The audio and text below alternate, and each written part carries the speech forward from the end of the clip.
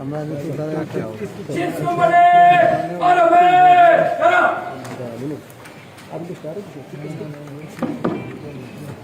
আলাইকুম, কেমন আছেন আপনারা সবাই? আমার কন্টিনজেন্ট সবাই চলে যাচ্ছে পিছনে।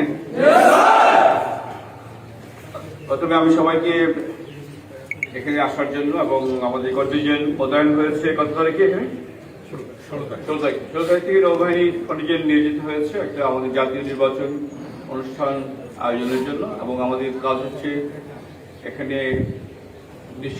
নিরাপত্তা নিশ্চয়তা প্রদান করা। আমরা নৌবাহিনী বাংলাদেশের বিভিন্ন দ্বীপাঞ্চলে উপকূলীয় এলাকায় 5,000-এর অধিক নৌ সদস্য মোতায়েন হয়েছে। উদ্দেশ্য হচ্ছে যাতে আমাদের প্রতিটা অঞ্চলের ভোটাররা নিরাপত্তার সাথে এবং নির্বিঘ্নে উৎসবমুখ পরিবেশে এসে ভোট কেন্দ্রে ভোট দিতে পারে।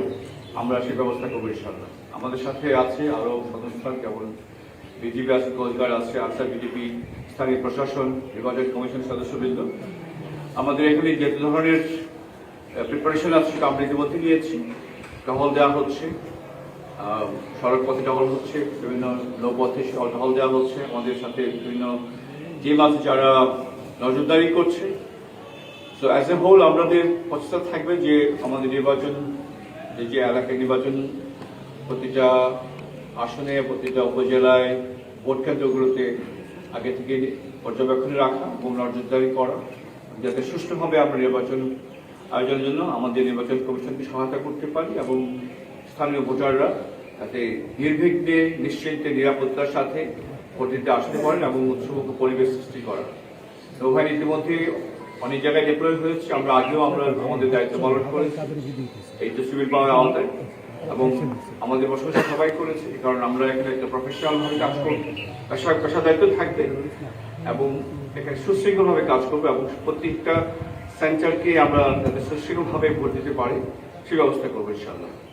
আর আপনারা যারা এখানে আছেন সবাই সহযোগিতা করবেন। আমি স্থানীয় প্রশাসন, নির্বাচন কমিশন এবং অন্যান্য সংস্থা যারা আছে তাদেরকে সবাইকে বলবো সহযোগিতা করার জন্য, যাতে নৌবাহিনীর এই জাতীয় দায়িত্বটা সুষ্ঠুভাবে পালন করতে পারে।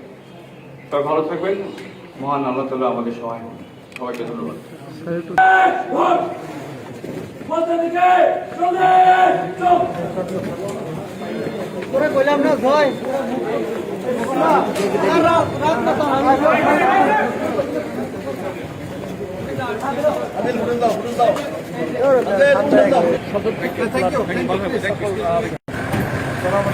Thank you.